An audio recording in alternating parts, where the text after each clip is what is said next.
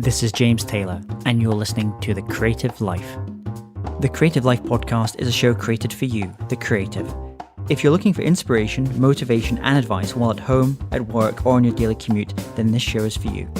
Each episode brings you a successful creative, whether that's a musician, writer, artist, designer, performer, educator, or creative entrepreneur. They share their journey, their successes, their failures, their creative process, their insights, and much, much more. This episode is sponsored by C-School, the online school for creativity training. If you'd like to unleash your creative potential and access a free Creativity Blueprint training series, then just head over to c.school. That's www.c.school for your free training series. In today's episode, I speak with Jeffrey Shaw, author of the new book Lingo, and we talk about how to attract your ideal customers and ways to go from being overlooked to being overbooked in less than 1 year. Hey there. And it's my great pleasure to have the incredible, the wonderful Mr. Jeffrey Shaw on the show today. How would you like to attract your ideal customers? You know, the ones who pay you what you're worth, they're loyal, and are an absolute joy to work with. My guests, they can teach you exactly how to do that. Having been one of the most sought-after portrait photographers in the US for more than 3 decades, Jeffrey Shaw, a.k.a. the Lingo Guy, uses this honed intuition to attract and maintain customers by speaking their secret language. Jeffrey is also the host of the popular business podcast Creative Warriors, a nationally acclaimed keynote speaker, a business coach for entrepreneurs, and author of the new book Lingo. Discover your ideal customer's secret language and make your business irresistible. It's my great pleasure to have Jeffrey join us today. So welcome, Jeffrey. Hey, James. It's always fun to hang out with you. Glad to be here. Thank you. So you've got the book, I know, is just kind of starting all the movement. Last time I spoke to you, you were in the middle of doing so many different interviews. So tell me, how's it going just now? Well, it's it's every time you talk about what's meaningful to you, you get crisper at it, right? And that is part of the journey. So it's actually really helpful to own your content, but actually get out there and talk about it more. So it's been really fun. I feel like by far, after 33 years in business, I feel like by far this is what I'm meant to talk about. And so I'm excited about it. This is your first book as well, I believe. It is. So how is that? Because I've known you, obviously you've been known for many years to me and to, I know, many of our listeners as well. And I was kind of surprised that this is your first book because, you know, you've got this built up, this huge kind of platform, this huge kind of profile in the business. But, you know, why did it take this point? What actually kind of pushed you over the edge to say, okay, this is the book that I want to write? Mm-hmm. Well, it's actually the third book I've written, but it's the first one the world knows about. So the first book I wrote in 2014, I was 3/4 of the way through it and realized it was such a how-to book that it would be better served as a course. So that became an online course that I had for a couple of years. I wrote a book last year. This was a kind of a heartbreaking moment in my life, but I spent most of last year writing a book. And stupidly, I guess, I did exactly what I often point out, and I point out on Lingo, that most people build their business backwards. Well, I wrote a book backwards in that I wrote the book I wanted, and then I contacted an editor I really trusted who felt like this was not the right book for me to put out at this time. Not that it wasn't a good book, but it was very self-help and a really tough category to be in. And it just didn't feel like my core message. And the concept of Lingo as a book came about with my current editor that I am working with, who's just magnificent. And it came out in a very short conversation with her where I made a couple of comments. To be honest, I'm not sure exactly what I said. And she's like, instantly, that's your book. That's the book that you need to write. And what's interesting, James, and you know this working with so many creatives, that often the story that we're meant to tell, the lessons that we're meant to teach are so close to us we can't see it. Yeah. And Lingo, this has been the story of my life. Like, it actually is. It's the basis of the book is a story that I lived at the age of 23, 30 years ago. And yet the lessons learned from that period of my life have become everything I've used to build my own business and to be a business coach for other entrepreneurs. And I've been living this all along, and it was so obvious to me, I didn't realize it. And then to be able to put it to words now and to somewhat ironically or paradoxically call the book Lingo is really great, because it's this concept of speaking the secret language of your ideal customer. Not only have I been living it, I feel like now this is when it's more important now than it has ever been for the future of business. So my hope is that Lingo becomes a marketing buzzword instead of, and then replaces avatars and demographics and buyer personas. I would love to feel like I've had an impact on the world of business using lingo as the new marketing buzzword. And it's fun. I mean, you and I have discussed this before, how for so many creatives, and I count myself as one of these, it's kind of it's kind of difficult, kind of understanding, first of all, the ideal customer, and then just trying to think about kind of the language in which they speak, because we do feel so close, and it kind of takes that third person, that other person, to be able to kind of pull you back a little bit from being so close to it, and kind of showing you. So as you were kind of going into to writing this book, you know, I'm guessing you heard a lot from a lot of creatives who just said to you, Jeff, I'm doing amazing work. I think I'm doing some of the best work of my career, the best creative work of my career, but no one's knowing about it. No one's finding about it as well. Is that something that you hear? And how does the lingo, the secret language part, fit into that? So I think the thing that I have heard the most throughout my career from people as a coach is that one of two things. Either they're wondering where their ideal customer is because they feel like everybody they work with is not the right customer. Like nobody's paying them what they feel like they're worth. So that's one scenario. The other scenario that I think is probably more common is, unfortunately, falls under kind of the Pareto principle, the 80-20 rule, where they feel that, you know, a certain percentage, probably a very small percentage of their customers are their ideal customers, but they spend a whole lot of time working with people who are not their ideal customers. And what I say right in the beginning of lingo, and something I stand for, is that I want to bust up the Pareto principle when it comes to entrepreneurship and creatives and business, because we flat out, what the Pareto principle is saying, the 80-20 rule is saying, is that 80% of your business comes from 20% of your customers. So think about that. What it's really saying is 8 to 10 customers are a waste of time. Now, it takes so much effort to get a customer. It takes so much effort to stand out above the noise and stand out from our competition. We simply cannot afford for 8 out of 10 customers to be a waste of our time. So what I realized when I came up with this concept of lingo, and realized the reason I was so successful as a photographer and reaching levels that I never even imagined, the reason is because my business was built for my ideal customers. I spoke their secret language. And the result of that was every one of my customers was worth my time. So there was no, I used to say I didn't refer to it as an average sale, because an average sale is an average of the highs and lows.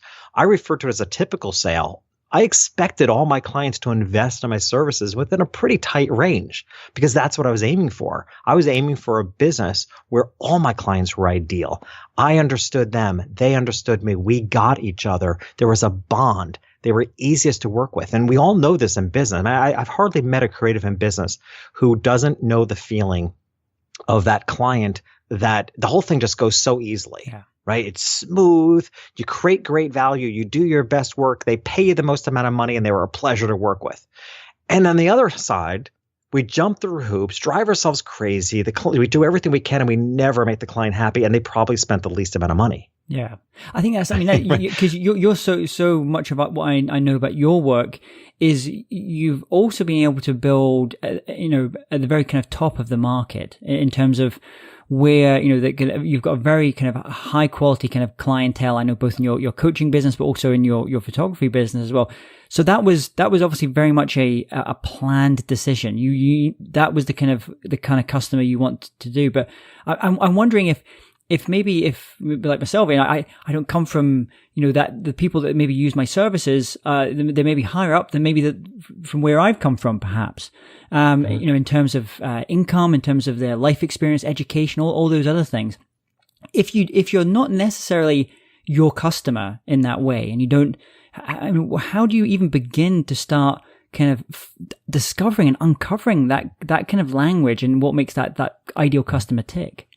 So for one, I would say we are rarely our ideal customer. Now, yes, I seem to find, I have found my way in the world by serving the high end, certainly as a photographer, maybe a little bit as a coach, certainly not as high end I'm not as expensive as my coaches, but, that seems to be that's my fit. But here's the thing: I came from lower middle class economics, right? I mean, I didn't come from that. And this is a key point. And James, I'll tell you a quick story here. So as part of the Lingo platform, there is also a Lingo course. Because I know, something I learned in business a long time ago is for every problem you solve, you introduce a new problem. And what I'm excited about is Lingo as a book is that I know it's going to start a whole new conversation. It's full of strategies that are very tangible and actionable, and hopefully people will apply them. But I also know there's going to be a huge percentage of people that will take in the information and not necessarily apply it. So in support of that, I decided I would come up with a Lingo course as an extension of the book, and that we're launching that shortly after the book itself. And in doing the course, and also being out there being interviewed a lot, I realized I missed a major thing in the book, and it was that people, so much to my shock, a lot of people don't even know who their ideal customer is. And I realized how the world was helping people find their ideal customer was once again backwards of the way it needed to be. So we actually went back and added an early chapter in the book. And here's what we actually held up the editing of the book in order to go back and add this content, which I'm glad we did. We're still going to release on time. But the title of the chapter is called "Who Would Love That?" It's not called "How to Find Your Ideal Customer." It's not about who is your ideal customer. It's who would love that. And that is the fundamental shift that I would like people to think about who their ideal customer is differently, because often, like you had said, actually, it was a plan.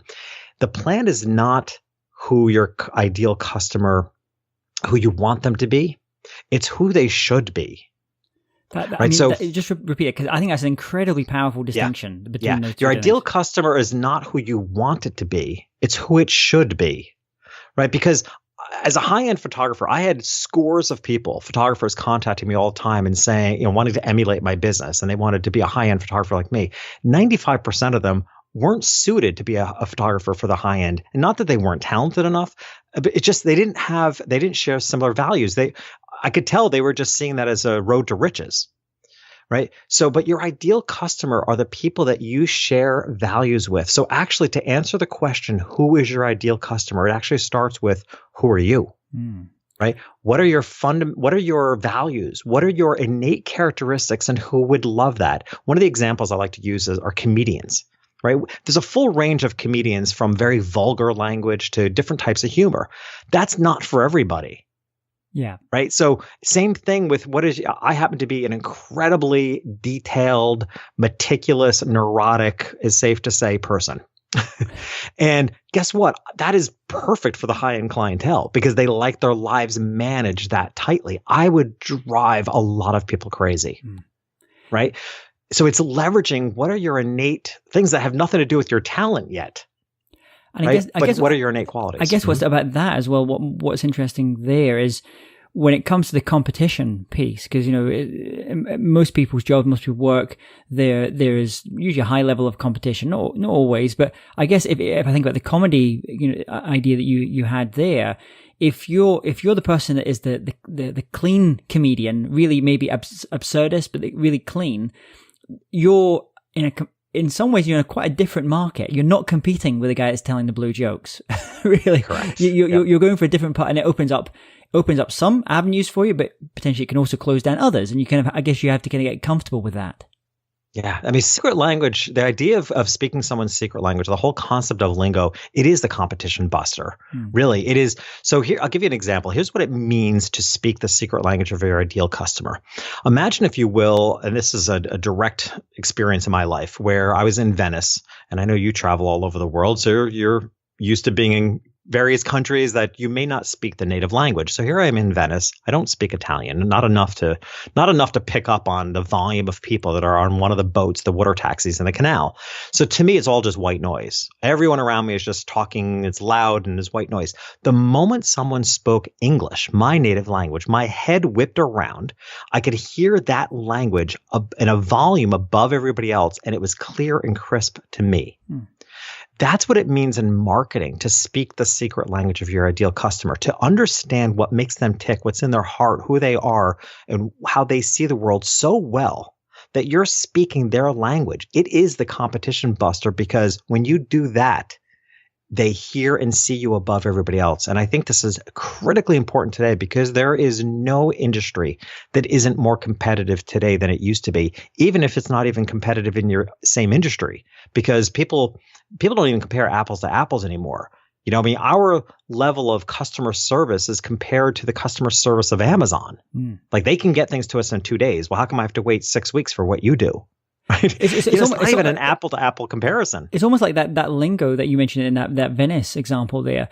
It's because there's so much noise going on around. Right. It just kind of cuts straight through the noise, because as human beings, it's like if you buy a car, which is a blue car, suddenly you start noticing blue cars everywhere. Yes. Our brains, it's just kind of the way we're wired. We kind of look for our tribe. We look for those things that are familiar or have some kind of connection to us as individuals. It could be values or other things.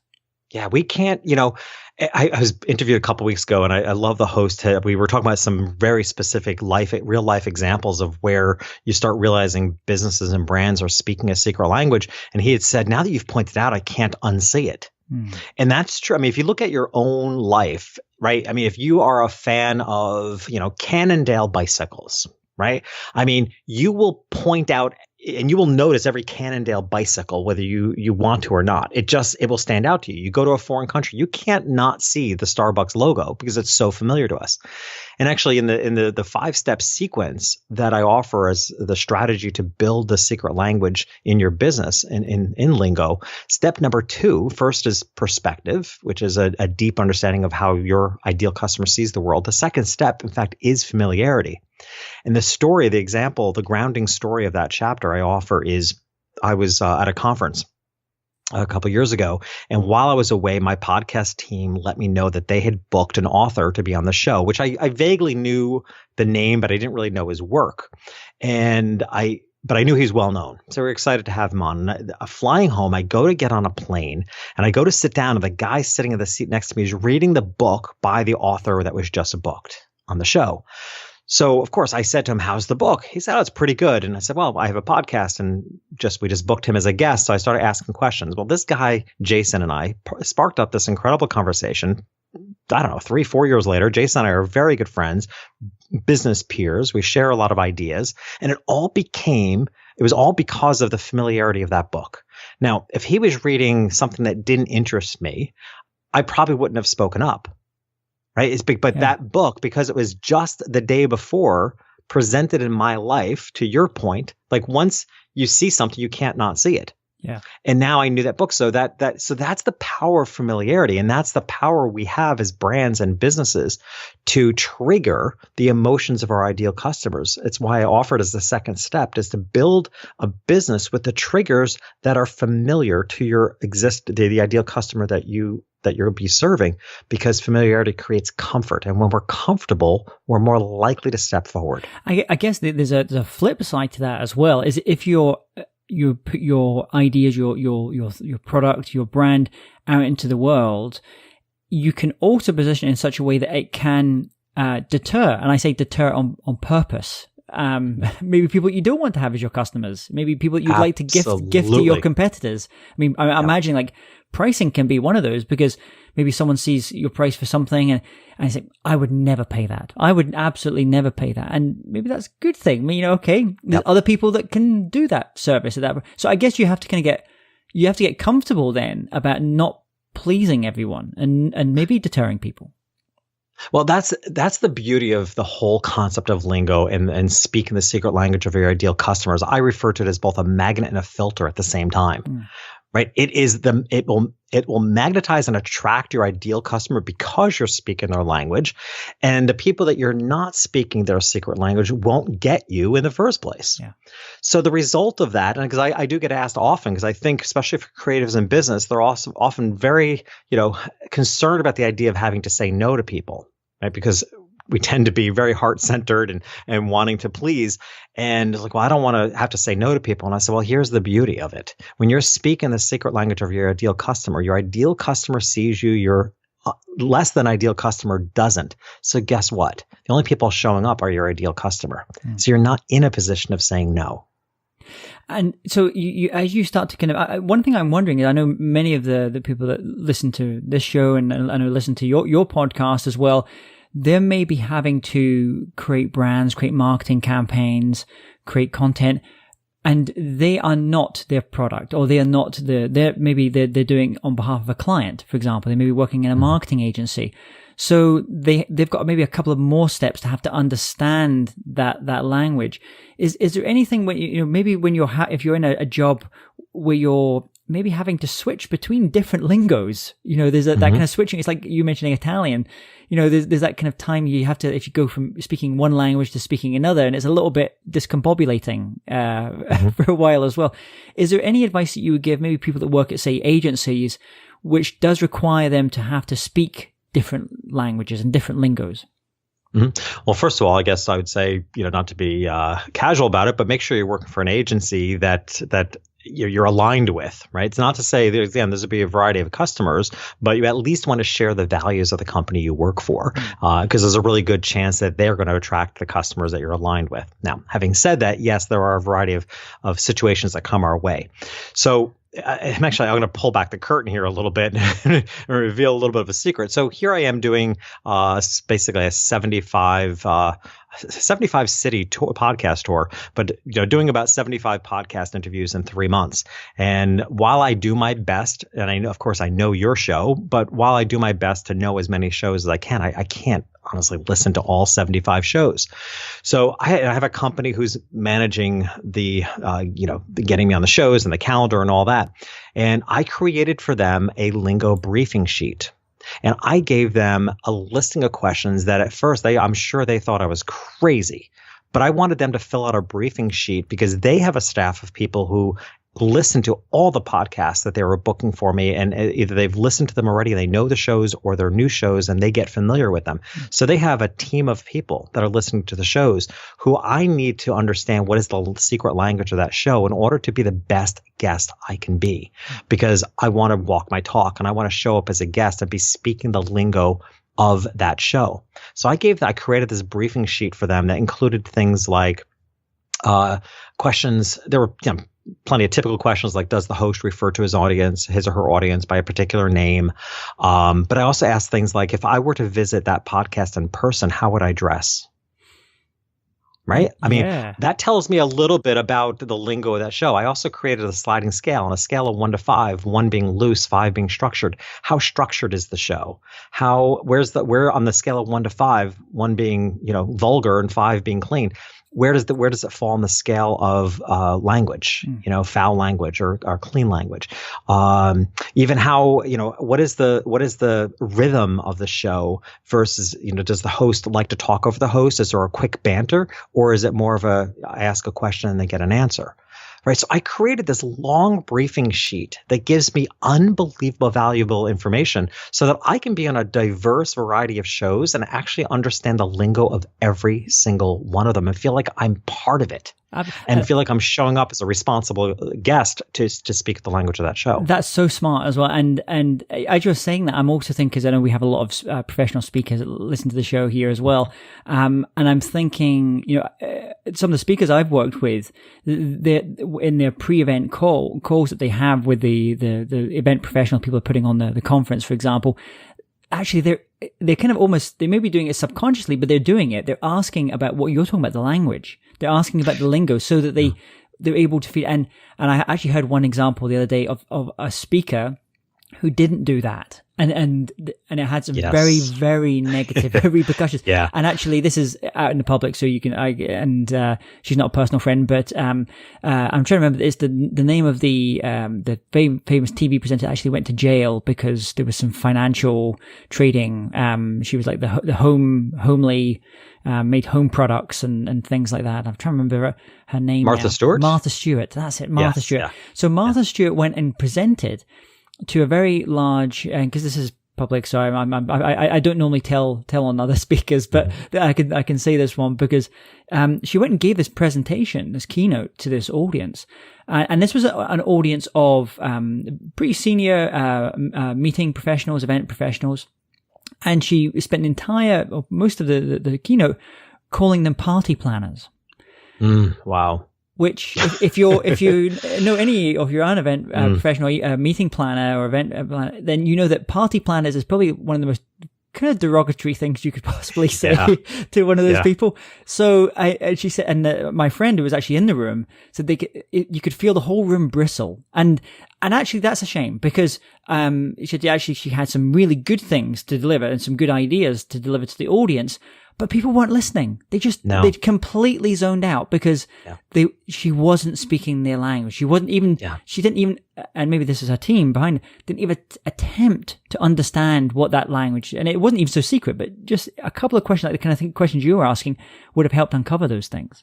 Yeah, because at the end of the day, when we're speaking of the secret language, it's funny. Very early in Lingo, I felt it was important with my editor to create a qualifying statement somewhere in there, pretty early in, that I wanted to make it very clear that when we're speaking about speaking the secret language of someone, that this is not manipulative or creepy, right? I wanted to be absolutely convinced or careful, I should say, right in the beginning, to show that what we're talking about here is empathy.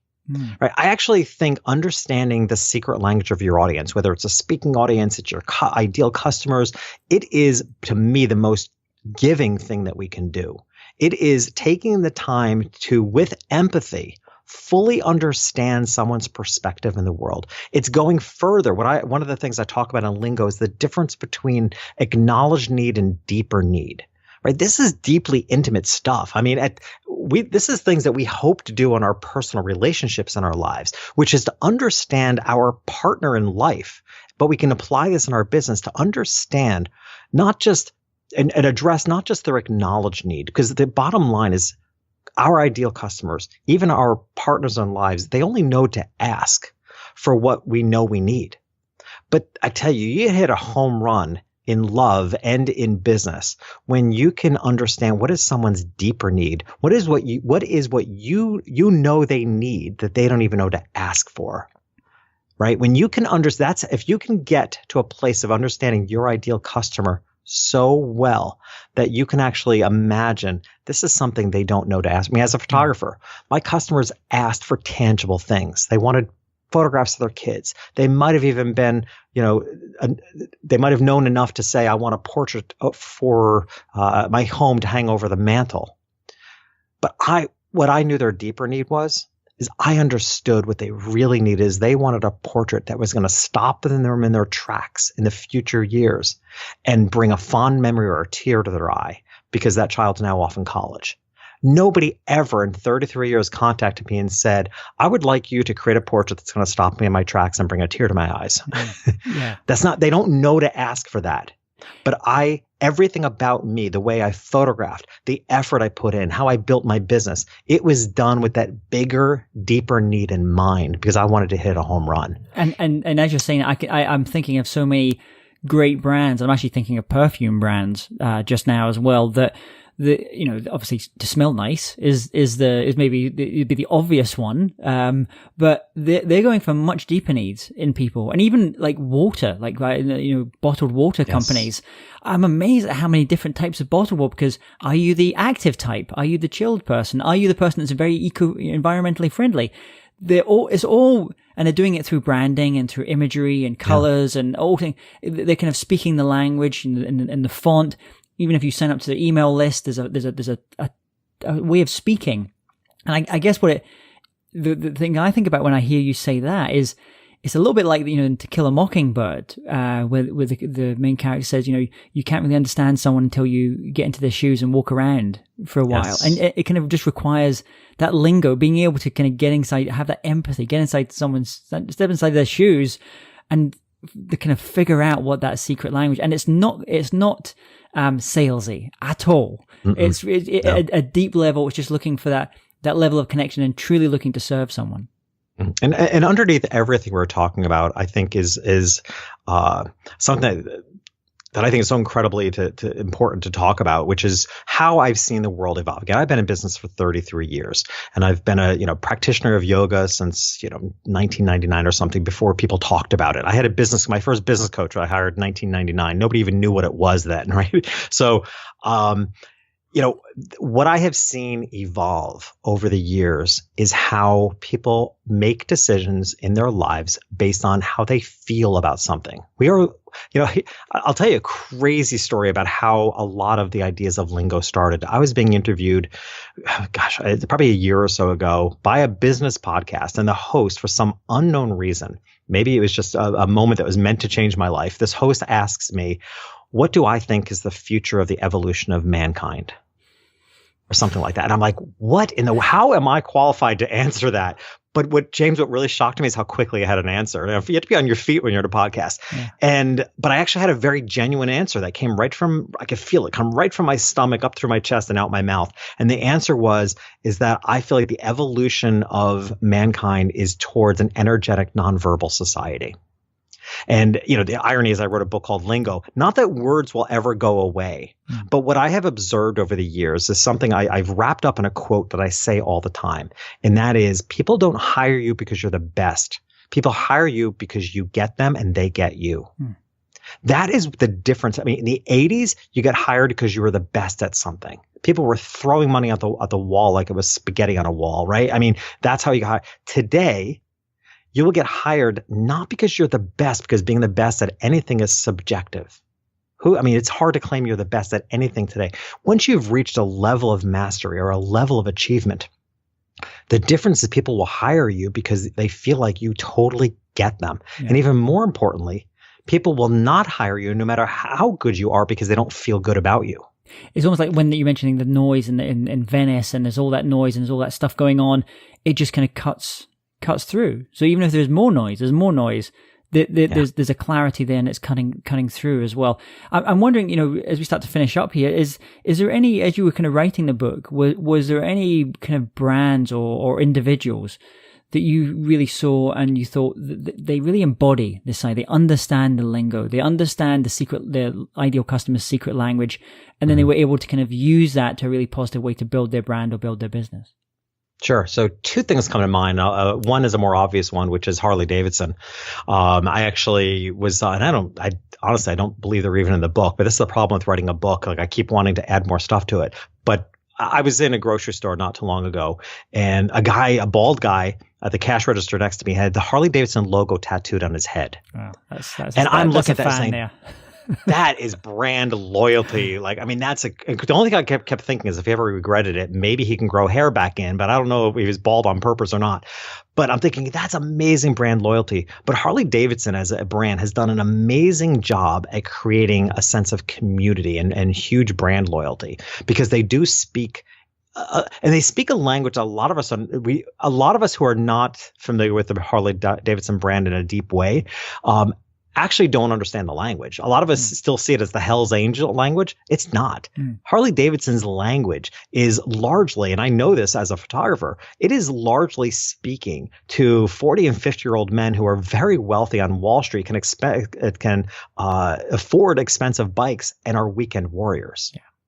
Right? That's actually if you're not in the language, then you think, oh, it's Hell's Angels, because there's a perception of that. But it's not. When you're in the Harley Davidson community, they're a class act group, right? They're not these Hell's Angels group at all. That's kind of a side, impression of it. But they're very smartly speaking the secret language of Wall Streeters who have a lot of money, who just want to get out of the norm on the weekends and take off the white collared shirt and let their hair down and maybe wrap it up in a man bun under a helmet, right? That's the language. Now, the company that is far less known that I love to talk about is a company called mancrates.com. This company they do everything right. Mancrates.com. They are gifts specifically geared for men that are packaged, if you will, in a wooden crate. You're given a crowbar.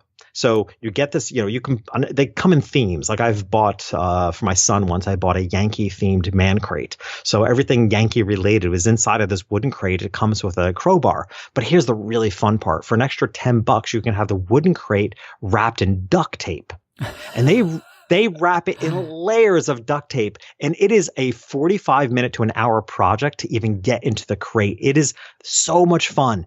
But everything about this brand, you go to their website, the fact that they send you a crowbar. I had to call customer service once, and you know what?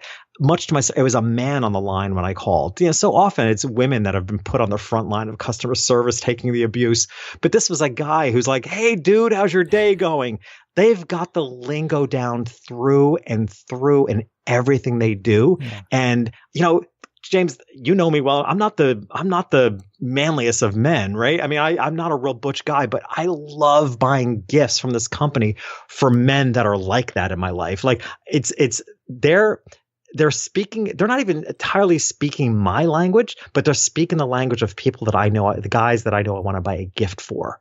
And I know that language resonates. And there's an integrity there, and it all fits together. There's a strength there in that integrity. I also mentioned when you mentioned the Harley Davidson. My cousin actually works for Harley Davidson, and I know that a lot of people aspire to the Harley Davidson, the bike.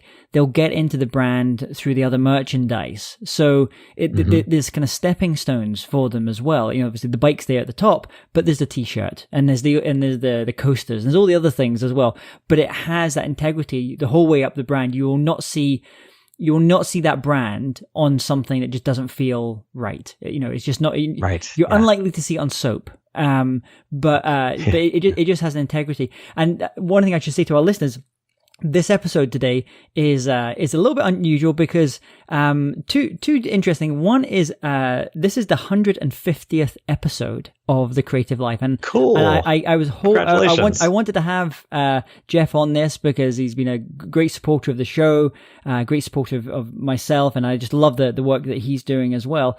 So if you want, Jeffrey is also, I think, the only person I've ever had twice on the show. So we're going to have a link here so people can go back, because some of the questions I normally ask my guests, I'm not asking any of those today of Jeff. We're just talking about Lingo, his new amazing book. But if you want to go back and listen to all those things and his favorite books and some of his other recommendations, we'll put a link in here as well, and you can check that out. So everyone's excited about hearing about Lingo just now. What's the best way that they can learn more about this? Where should they be going just now? Well, awesome. Well, we've put together a Lingo Media Kit as a free gift for your listeners. They can get that at jeffreyshaw.com/creative. And in the Lingo Media Kit, there's a secret language infographic, which is a visual representation of the 5 steps to understand and build secret language for your ideal customers. It's a free chapter of Lingo and also an audio version of the free chapter, which I'm really excited about because being a podcaster, we kind of kicked up the audio version. It has extra content in it. It has sound effects, totally fun. So Lingo Media Kit at jeffreyshaw.com/creative. So Jeff, you've got this new book coming out. Where do you go from there? The book's coming out. What are you kind of using this as a platform to do? Well, really, it's again, I want Lingo to be the marketing buzzword of the future. So I'm going to do everything I can to make that the case. I'm going to get on as many stages as I can and speak, which is something I love to do. And, every time, because of this book, it constantly pushes me to a new level. And believe me, I will be the speaker that's going to create a Lingo briefing sheet so that I can speak to event professionals for their event and really get into the heart and soul of the audience members so that I'm delivering a keynote that speaks their language. So I'm really looking forward to it. And I recently was interviewed by a podcast that specializes in realtors. And man, we were kicking around some ideas, and I'm somebody who's bought and sold way more houses than anyone should in a lifetime. And I really understand the business. And I thought, oh my gosh, I need to create a platform specifically for realtors. And this is what I love about Lingo, is that it is so adaptable. Right. There's nothing. Some of what we've spoken about today seems like it's specific to the high end market because that's my story, because that's who loves who I am and what I do. But it is applicable as a concept and as a strategy in every market. Believe me, Walmart has a very specific secret language. They know exactly who they're talking to, the price conscious customer. That's why the pricing is down to the 100th of a cent. They know exactly what they're doing. It's folksy. They have a greeter at the door. They are speaking the secret language of their ideal customer brilliantly. Absolutely. So the concepts and strategies of Lingo are applicable across the board in all markets. Well, the new book, Lingo, Discover Your Ideal Customer Secret Language and Make Your Business Irresistible, is out now. I know you also have an online course that kind of goes along with that as well. Jeff, I just wish you all the best with this book. I'm so excited for you kind of getting this book out into the world. I'm actually looking forward to actually hearing you speak on stage about many of the ideas in the book, because they have so many different applications. And thank you for being our 150th guest as well. Well, that's really an honor. Thank you for that. Hey, James Taylor here again. And if you're interested in living a more creative life, then I'd love to invite you to join me as I share some of the most successful strategies and techniques that high-performing creatives use. I put them all together in a free downloadable ebook that you can get by going to jamestaylor.me. That's jamestaylor.me to get your free downloadable ebook on creativity.